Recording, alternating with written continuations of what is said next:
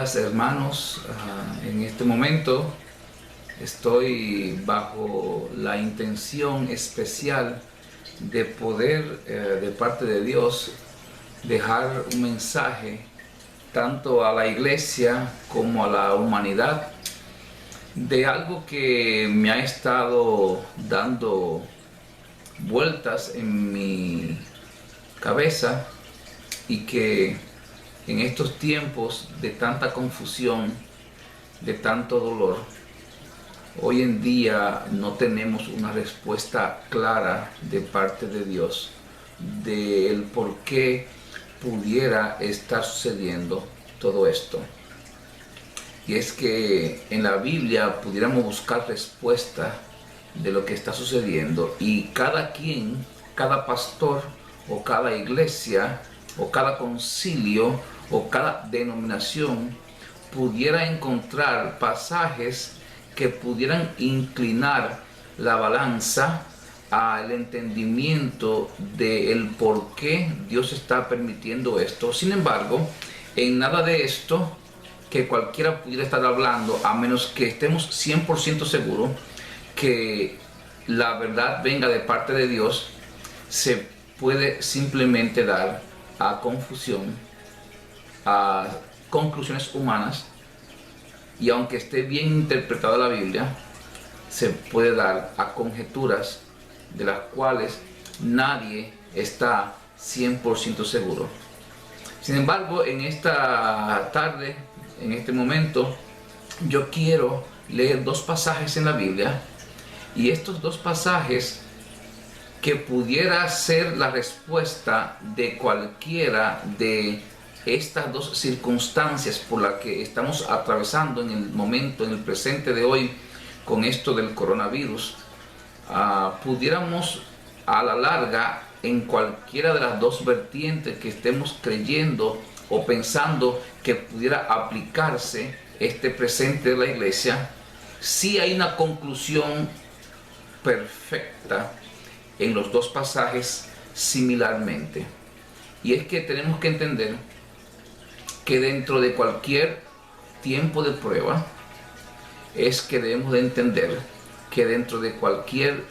proceso aún de dolor,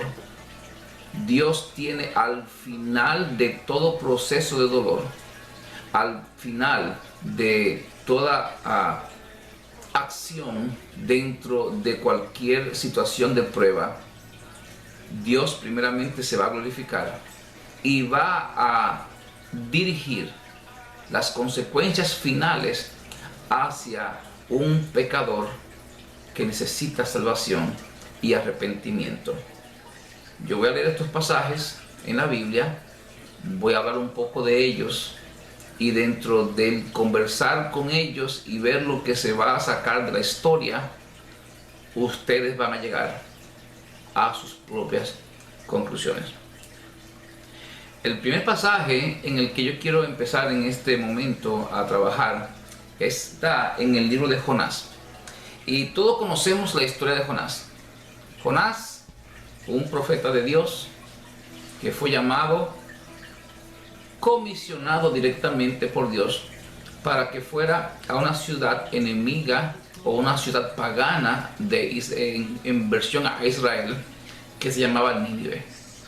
Todos conocemos esta historia donde vemos a un Jonás huyendo primeramente de querer cumplir la voluntad de Dios,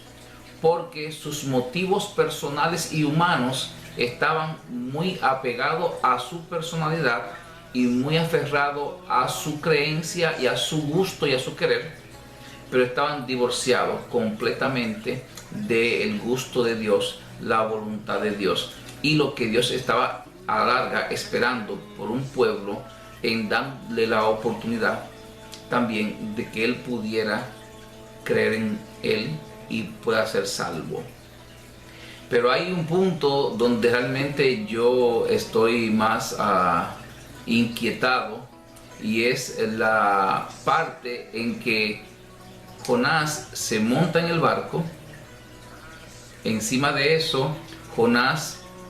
se duerme a sabienda de que él estaba yéndose en contra de la voluntad de Dios,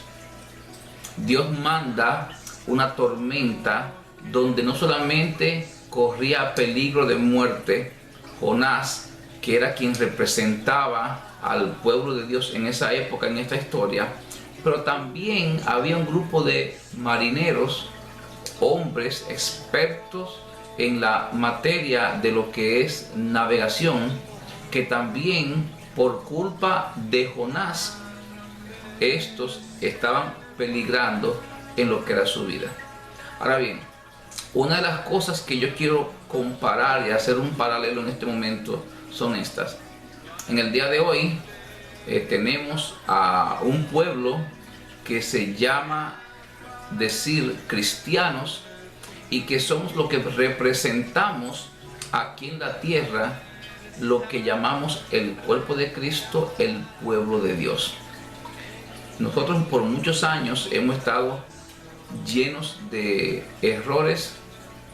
llenos de pecados voluntarios e involuntarios. Aparte de eso, también hemos estado jugando a ser cristianos en un papel donde no nos consagramos a Dios,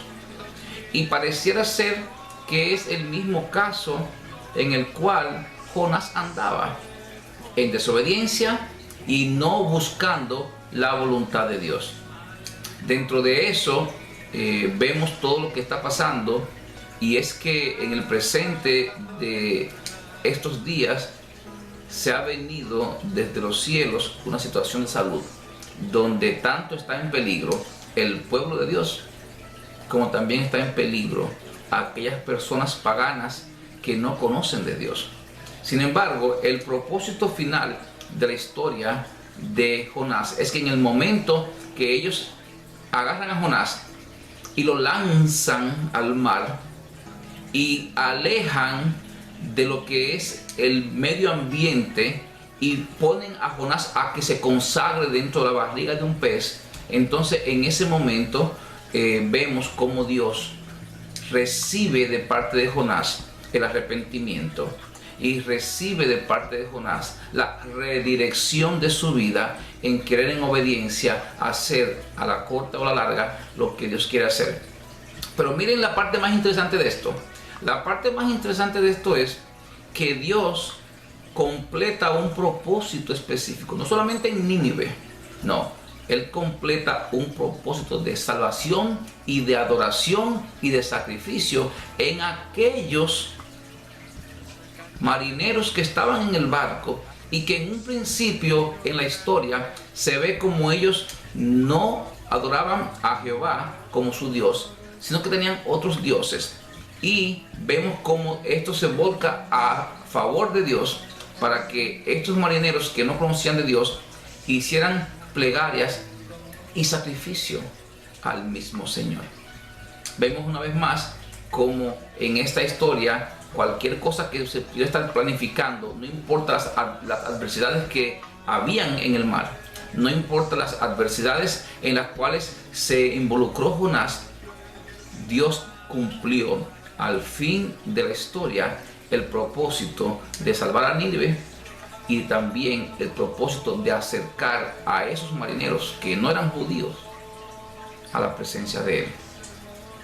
Es una forma de poder quizás explicar a través de esta historia qué está pasando en el día de hoy. Es posible que Dios esté llamando a la iglesia a que se consagre, a que se vuelva de sus malos caminos,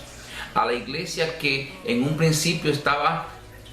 caliente en el Señor espiritualmente, donde habían padres responsables de enseñarle a la siguiente generación la palabra de Dios, padres que estaban responsables de mantener a sus hijos dentro de la iglesia, y padres que dentro de sus hogares mantenían lo que llamamos un altar familiar.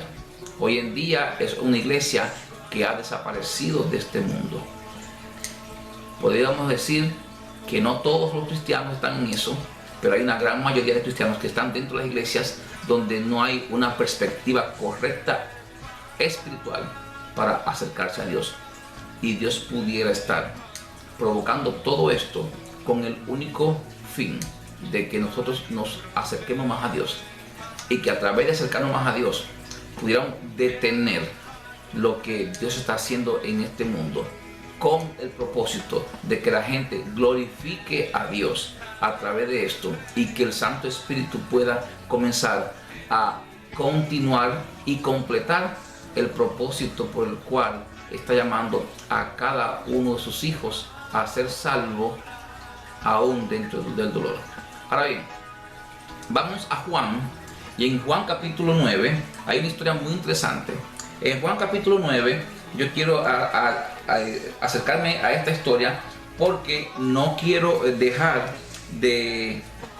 entender que aunque en este pasaje de Jonás se le vierte la historia